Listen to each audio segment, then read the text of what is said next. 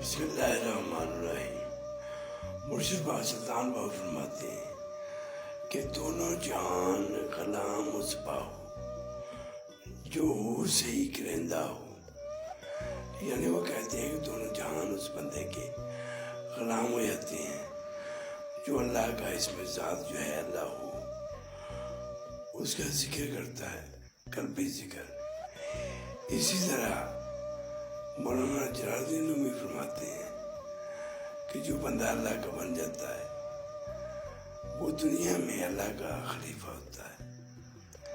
دیکھیں یہ رتبہ ہے کہ جو اللہ تعالیٰ کا بن گیا وہ سارے دنیا اور آخرت اس کی غلام ہو جاتی ہے۔ اللہ تعالیٰ سب کو اس میں اللہ ذات کی ذکر کرنے کی توفیق دے، آمین۔